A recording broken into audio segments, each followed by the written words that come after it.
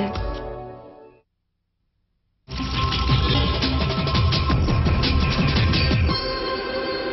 Rapport accablant de l'ONU qui dénonce les implications syriennes et libanaises dans l'assassinat du Premier ministre Rafik Hariri en février dernier. Un complot qui met en cause des membres de la famille du président syrien et le président libanais lui-même toujours en fonction. La grippe aviaire, pour rassurer les consommateurs, les producteurs de volailles demandent la création d'un logo tricolore indiquant que les poulets ont été élevés et abattus en France. La traçabilité, la meilleure arme contre l'inquiétude irraisonnée. Le procès de Nuremberg, dont on célèbre ces jours-ci le 60e anniversaire, dans le box des accusés, les hauts dignitaires du régime nazi qui répondent de crimes contre l'humanité. Pour la première fois, un procès a été filmé, un procès pour l'histoire.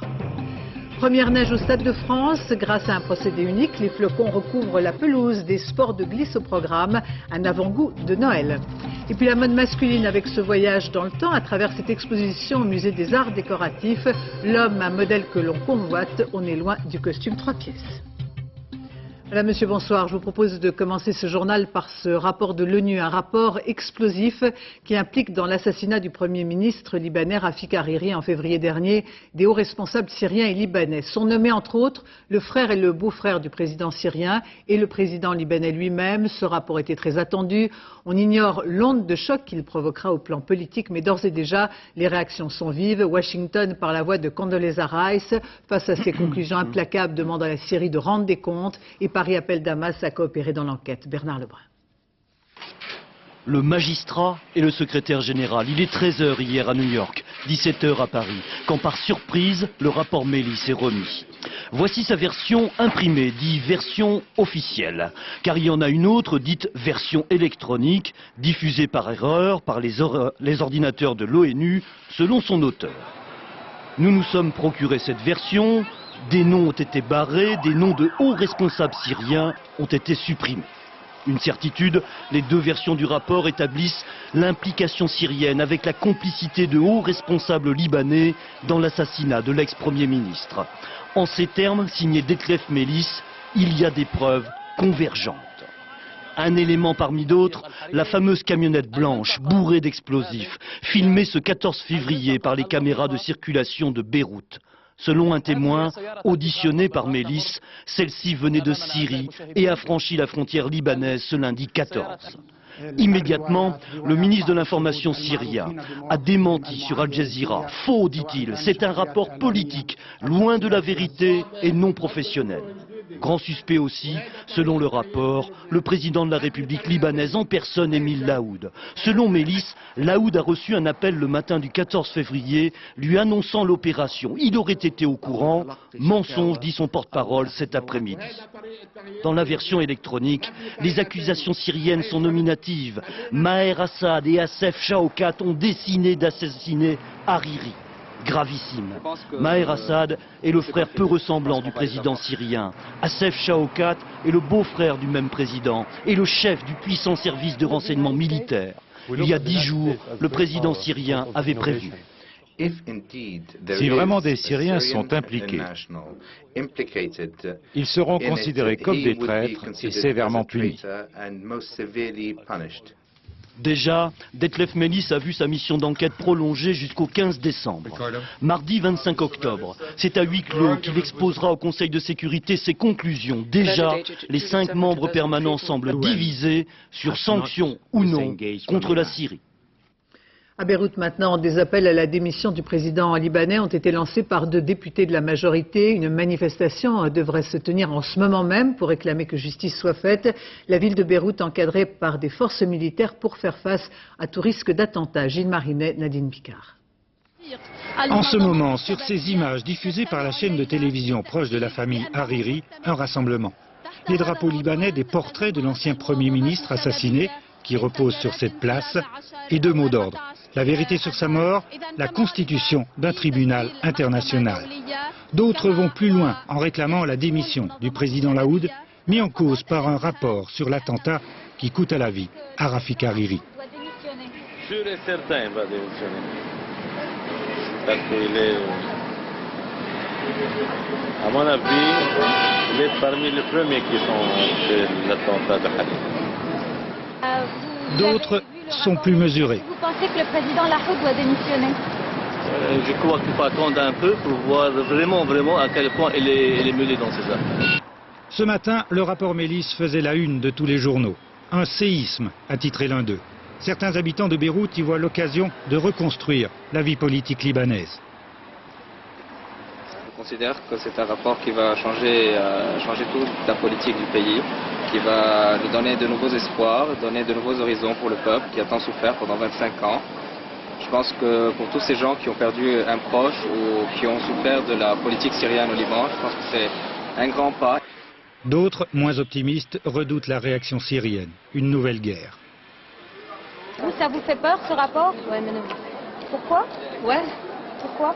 Pourquoi? Car il va passer beaucoup de choses. Ils ont commencé par les bombes et ça continue. Aujourd'hui, l'armée libanaise s'est déployée dans Beyrouth. Objectif, rassurer les habitants de la capitale qui redoutent une vague d'attentats. En direct de Beyrouth, nous vous retrouvons, Philippe Bisserias. En fait, on a très peu entendu la classe politique depuis les révélations du rapport de l'ONU. Comment expliquer ce silence apparent face à l'ampleur des révélations ? Effectivement, Béatrice, ce calme est vraiment très surprenant. Alors certes, une manifestation a démarré ce soir dans les rues de Beyrouth, mais c'est le seul rassemblement important de la journée. On est surpris notamment par le manque de réaction politique de la part de l'opposition. Seuls quelques députés ont demandé la démission du président Laoud, alors qu'il est mis en cause par ce rapport. En fait, c'est comme si les Libanais attendaient la suite, notamment quelles décisions prendront les Nations Unies, quelles sanctions contre la Syrie et quelles conséquences pour le Liban. Le sentiment qui domine ce soir à Beyrouth, c'est la peur d'un retour à la violence dans un pays qui reste marqué par la guerre civile. Depuis le début de cette année, ici au Liban, il y a eu déjà 14 attentats. Vous voyez donc, Béatrice, que ce rapport ouvre ici une nouvelle ère d'incertitude. Merci Philippe Bisserias. En Irak, mesure d'intimidation après l'ouverture du procès de Saddam Hussein, l'un des avocats de la défense des accusés qui comparaissait aux côtés de l'ancien dictateur. Cet avocat enlevé hier à son domicile par des hommes armés a été retrouvé mort, criblé de balles.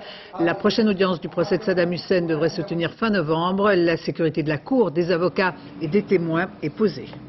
Et puis tout de même une bonne nouvelle, notre confrère britannique du quotidien The Guardian a été libéré après son enlèvement mercredi à Bagdad.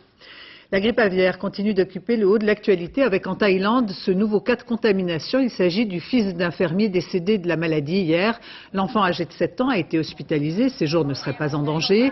Il avait participé avec son père à l'abattage de volailles infectées. Au total, en Thaïlande, 19 personnes ont été contaminées depuis 2003 et une soixantaine sont décédées en Asie depuis cette époque, dont une majorité au Vietnam. Et la communauté scientifique qui est au travail dans les grands laboratoires aux États-Unis, en France, en Hongrie et en Russie maintenant, on tente d'élaborer un vaccin qui serait efficace pour nous protéger en cas de transmission à l'homme. Des chercheurs qui planchent mais qui n'ont pas encore abouti, comme nous le montre ce reportage d'Anne Ponsinet à Saint-Pétersbourg. Au début, il y a eu ce tout petit échantillon fourni par l'Organisation mondiale de la santé, une souche vaccinale. Alexis travaille à l'Institut de la grippe de Saint-Pétersbourg. Quand il a mis la souche sous son microscope, il a tout de suite compris son intérêt.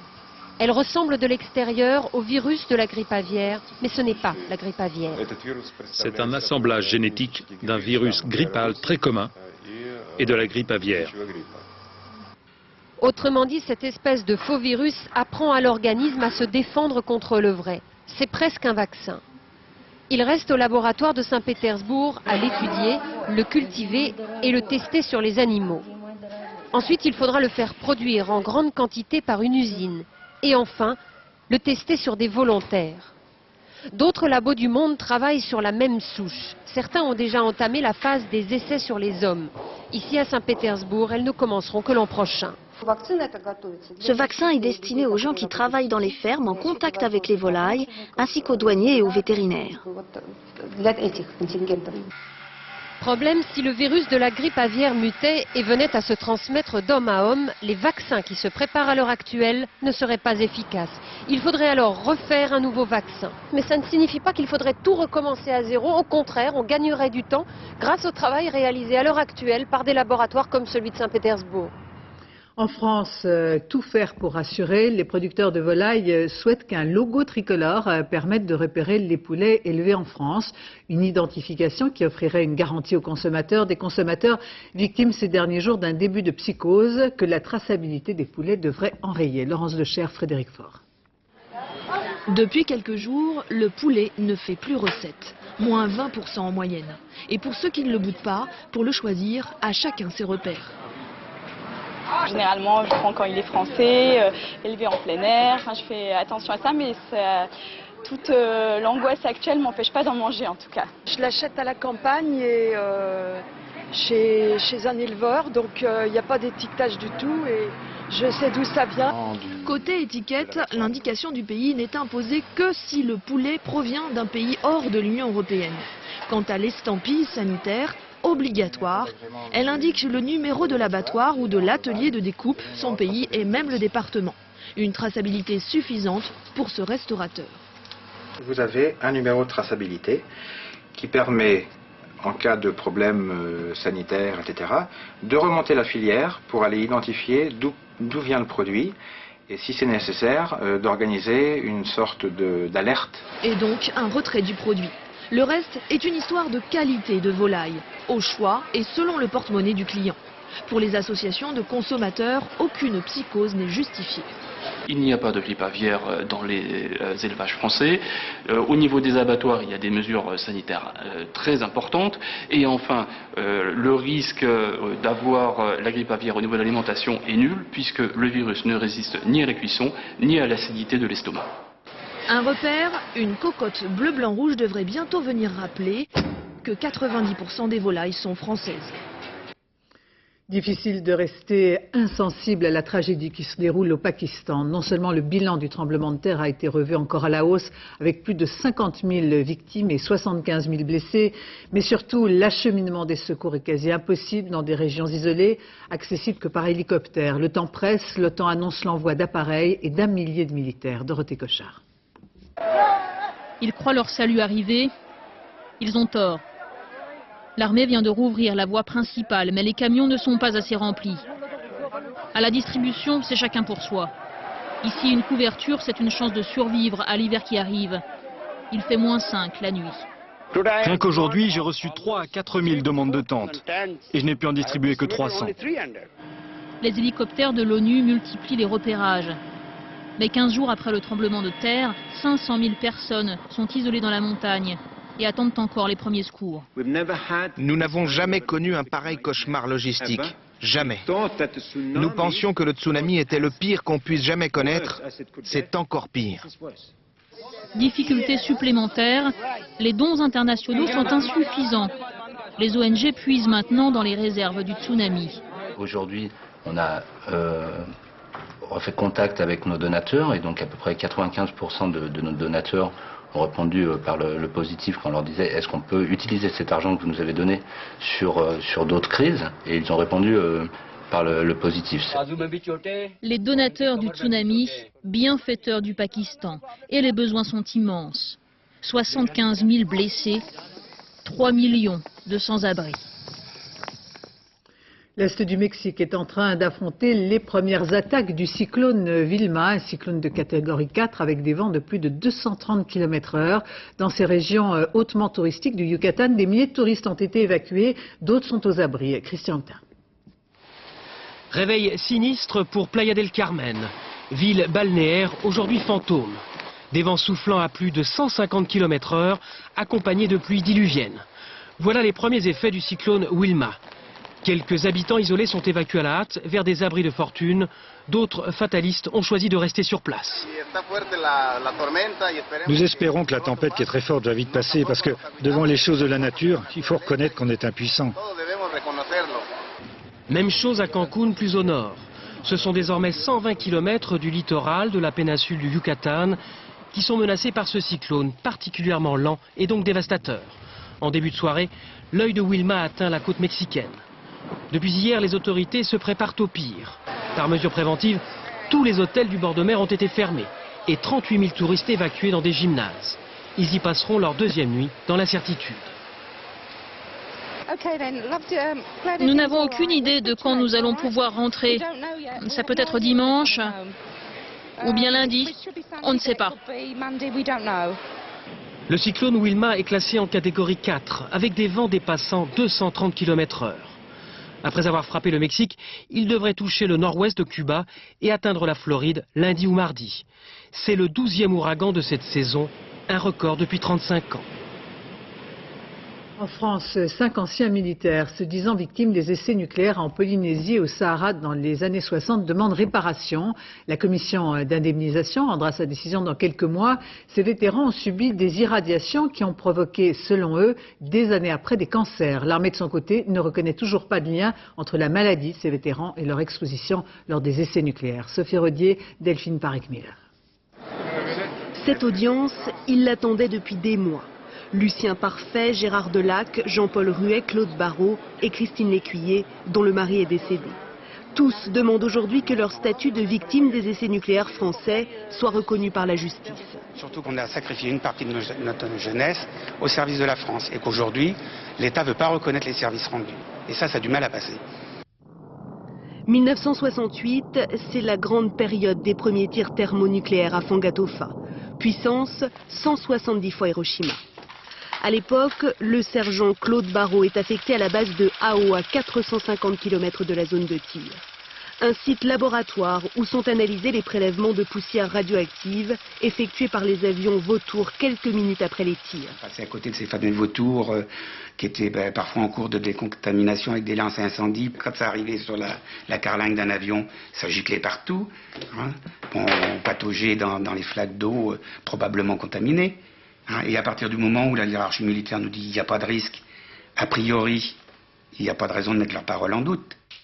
Pas de risque non plus pour la baignade, selon les militaires. Elle est autorisée et personne ne s'en prive, même à proximité des bateaux qui reviennent des zones contaminées.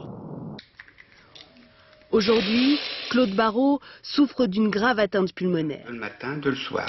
Pour lui, le lien entre l'exposition au nucléaire et sa maladie est évident.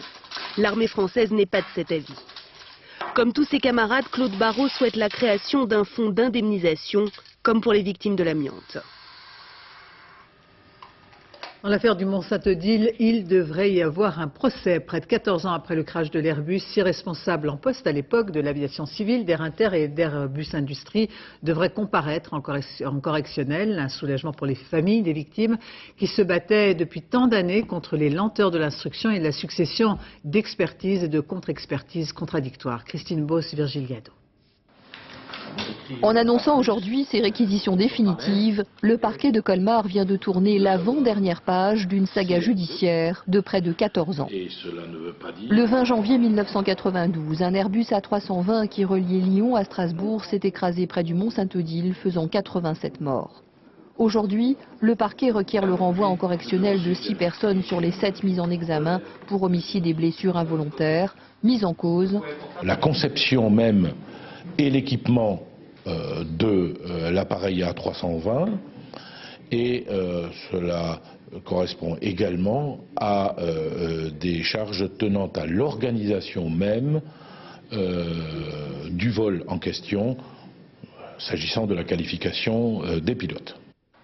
Ces réquisitions sont aujourd'hui sur le bureau du juge d'instruction qui décidera de poursuivre ou non un contrôleur aérien, 2 responsables de l'aviation civile, 2 directeurs d'Air Inter, ainsi que le directeur technique d'Airbus Industrie, tous en poste à l'époque.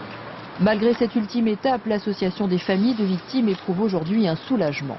Sur le fond, c'est une satisfaction et c'est surtout une reconnaissance, je pense, criante du travail d'ECHO, de son sérieux et une justification pleine de sa pugnacité. Pourquoi ? Pourquoi ? Parce que nos thèses sont suivies par le procureur d'ores et déjà, et ça c'est une grande satisfaction. Réclamée depuis 14 ans, la perspective d'un procès semble enfin se profiler à l'horizon 2006. Nouveau drame de la violence scolaire avec l'agression de ce proviseur à Toulouse. Ces 2 agresseurs, 2 jeunes, ne faisaient apparemment pas partie du lycée. Yvan Martinet et Nicolas Auer. Ni cicatrice, ni ecchymose. En apparence, les coups n'ont laissé aucune trace. Psychologiquement, en revanche, le proviseur est encore sous le choc. Donc c'est ici que ça s'est passé. Les coups, c'est un coup de pied circulaire à la mâchoire et c'est un coup de poing, des crachats au visage et c'est bouffon, bâtard, enfin les insultes qu'on trouve habituellement chez ces jeunes.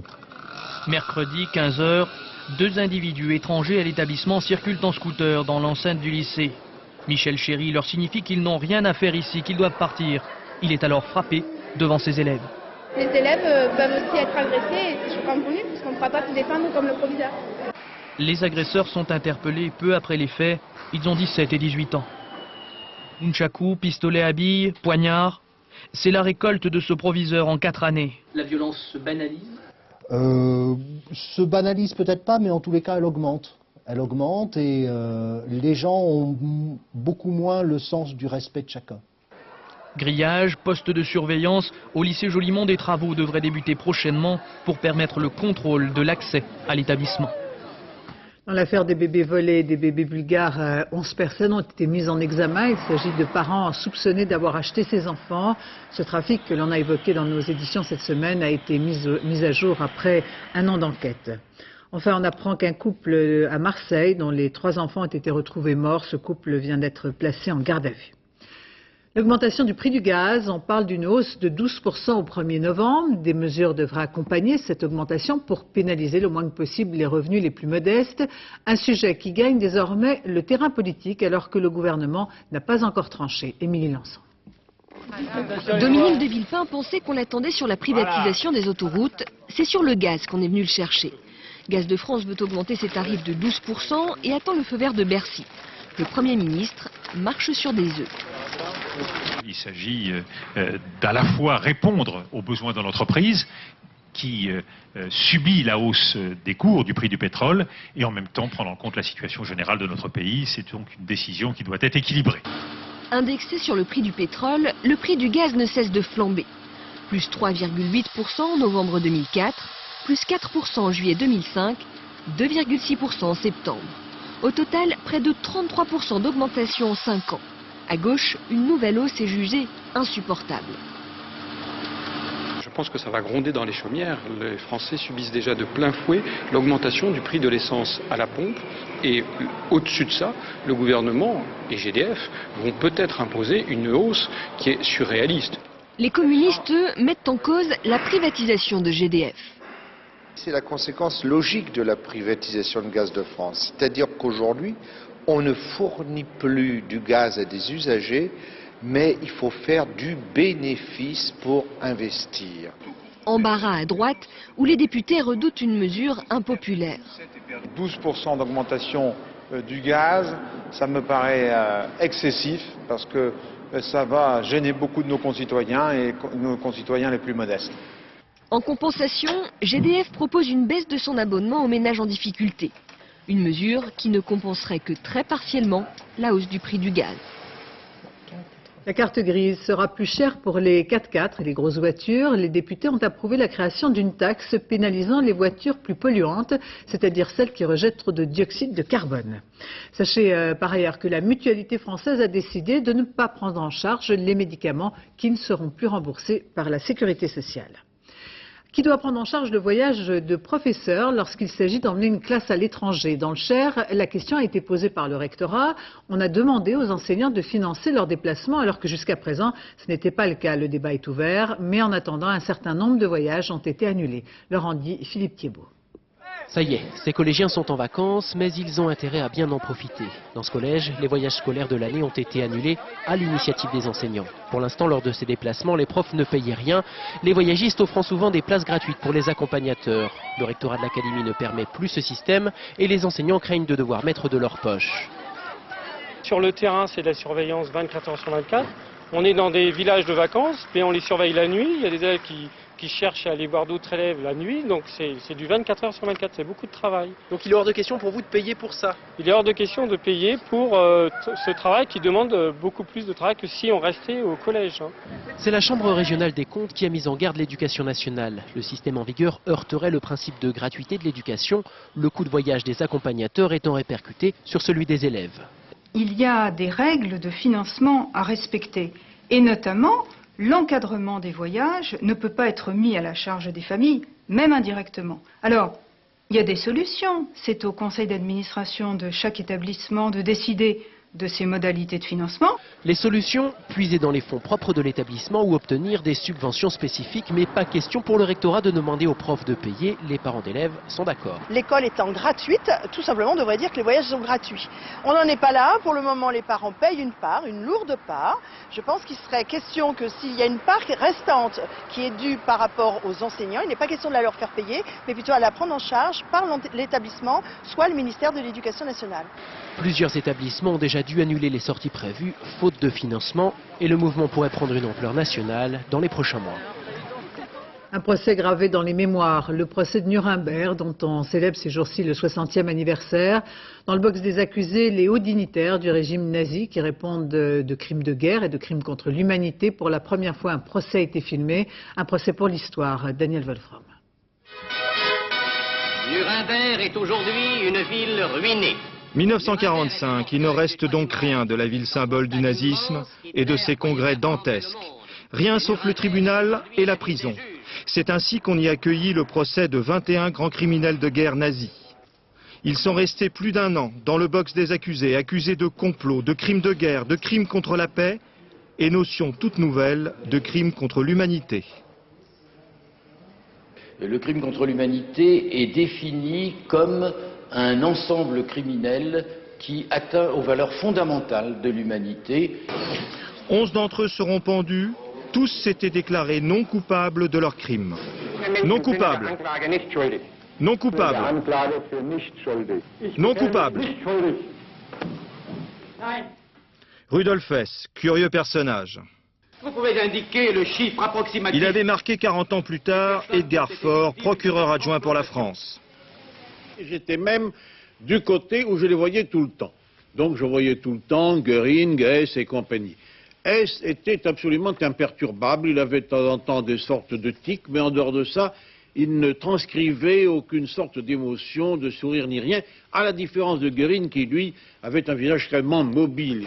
Procès gigantesque, dans la salle 600 personnes, des traductions simultanées en 4 langues, une première pour l'époque et 485 tonnes d'archives épluchées en un temps record.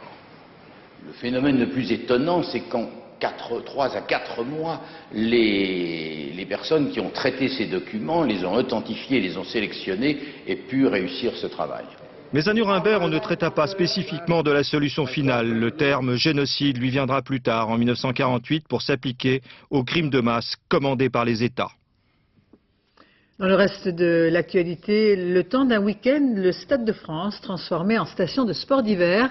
Grâce à un procédé unique, une neige plus vraie que nature recouvre la pelouse pour le plus grand plaisir des enfants qui pourront dès ce début de vacances profiter des joies de la glisse. Julien Benedetto, Bruno Vignier. Et là, tu appuies très fort sur ton talon. Allez. Des skis, de la neige, bienvenue au Stade de France. Transformer le jardin de Zidane.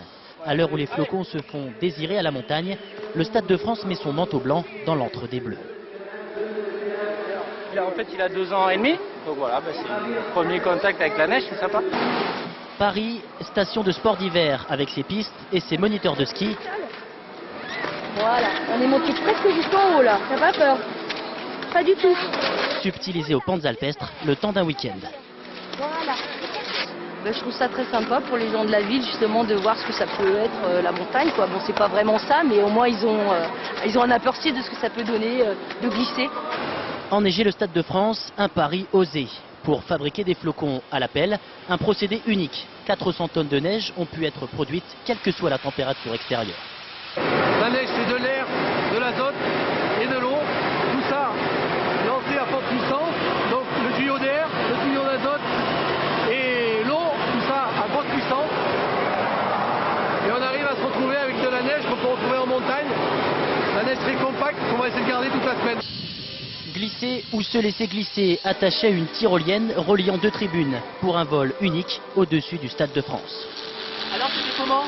Super! Oh! C'était comment? Super! Prix du voyage à la montagne, 9 €. Matériel fourni, sensation garantie et la compagnie rassurante du bonhomme de neige pour ceux qui ont oublié d'être casse-cou. La mode masculine avec ce voyage dans le temps à travers cette exposition au musée des arts décoratifs. L'homme, un modèle que l'on convoite, une nouvelle icône. Estelle Collin, Bruno Géraudon. Ils reviennent de loin, ces hommes, presque un siècle et demi de purgatoire, pour qu'aujourd'hui enfin on se remémore que la mode n'est pas l'apanage des femmes. Souvenez-vous du XVIIe et du XVIIIe, de toutes les grandes cours d'Europe et de Louis XIV. Autant dire qu'avant le soporifique costume 3 pièces, les vêtements d'hommes étaient de véritables terrains d'expérimentation créative et que depuis quelques années, on aurait tendance à y revenir. C'est presque un devoir citoyen, s'habiller encore. Les hommes élégants, ça nous plaît, on est en train de faire des commentaires. On en a peut-être marre de voir des hommes habillés tout en gris. Le goût de la parure et du panache libéré depuis peu grâce à des créateurs tels que Jean-Paul Gaultier ou comme ici, John Galliano. Et même si des podiums à la rue, il y a encore un fossé, le mouvement est en marche. On est vraiment dans une société qui s'uniformise de plus en plus et c'est, je crois, le moment de montrer sa différence. Ils deviennent consommateurs de mode, je ne sais pas, de vêtements, chacun selon son style, son caractère, mais avant il y avait en effet un achat besoin et maintenant il y a un achat plaisir. S'habiller pour faire le beau, histoire de rappeler que dans le règne animal, avec le paon par exemple, c'est le mâle qui en jette. Allez, plus question de dire qu'élégance est forcément synonyme d'homosexualité. Il n'y a plus de tabou sexuel maintenant. La virilité et le spectacle de la création dans la mode masculine peuvent tout à fait cohabiter. Maintenant, même les hétérosexuels portent un costume rose, des chaussures jaunes. Donc c'est ça qui est bien, c'est la liberté. 300 costumes et accessoires où s'entrechoquent passé et présent. Pour mieux comprendre que pour les hommes aussi, désormais, les chiffons, c'est du sérieux. C'est l'un des derniers grands photographes d'une époque. Willy Ronis a photographié Paris depuis les années 30. Une rétrospective lui est consacrée à l'hôtel de ville. Paris éternellement. Marie-Hélène Bonneau, Denise Richard. Choisir parmi plus de 90 000 négatifs pour une exposition de 200 photos. Pendant 75 ans, Willy Ronis a photographié Paris. Il a parcouru le siècle en noir et blanc. Tout d'un coup, l'intérêt pour une lumière, un lieu, une architecture, la manière dont les gens bougeaient dans différents coins, et beaucoup d'intuition, de hasard, comme ça. Il fait ses premières photos en 1927, il a 15 ans. C'est le début d'une histoire d'amour avec Paris. Une passion, la recherche d'images, d'instants qu'il fixe sur pellicule et qui défient le temps qui passe. J'ai une sensibilisation particulière à ma ville natale, surtout les quartiers populaires, beaucoup plus que les beaux quartiers. Certains de ces clichés sont connus dans le monde entier. Les amoureux de la Bastille en 57 ou ce petit garçon. Une photo qui orne les murs de quelques boulangeries américaines. Une exposition comme un voyage qui commence en 1936 pour s'achever en 2001, quand il a posé ses appareils. Une préférence peut-être pour les années d'après-guerre. Il y a beaucoup de photographies qui sont liées aux émotions d'un moment particulier. Celle-là, oui, en effet, parce que le retour des prisonniers, ça a été un événement historique. De Belleville à Ménilmontant, à Montmartre, dans les rues, dans les cafés, dans les gares, il a posé un regard discret et poétique sur ses contemporains. 95 ans, une vie d'image et seulement 3 appareils photo.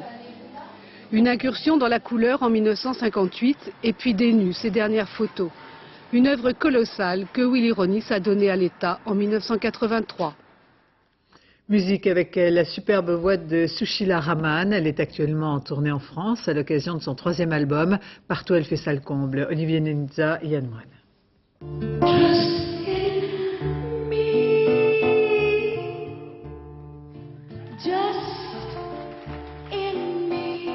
La musique du livre de la jungle reprise par Sushila Rahman.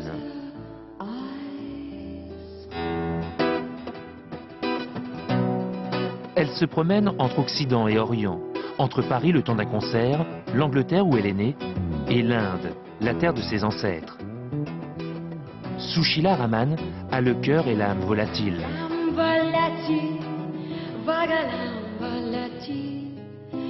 larmes volatiles, j'ai une âme volatile. De tous ces voyages naît la musique métissée de Sushila Raman, la chanteuse qui puise une partie de son inspiration dans les textes sacrés de l'Inde du Sud. Ces textes anciens sont une matière réelle, toujours vivante. Et quand on les chante, on s'imprègne de toute une culture et d'une histoire.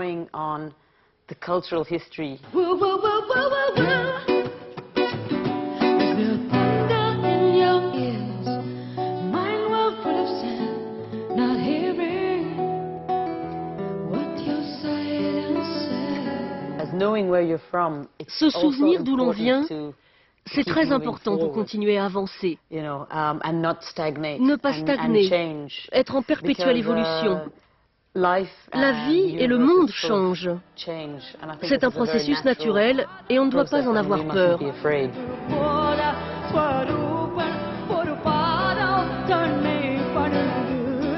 Sushila Raman a enregistré son 3e album entre Londres et Madras. Pendant quelques semaines, elle va promener dans toute la France ses chansons, son joli pas de deux, entre deux continents.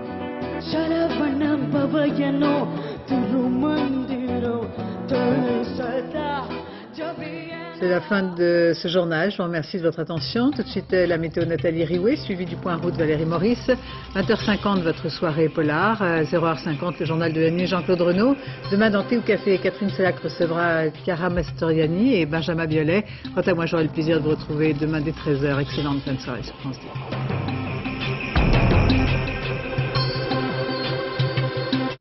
Votre soirée sur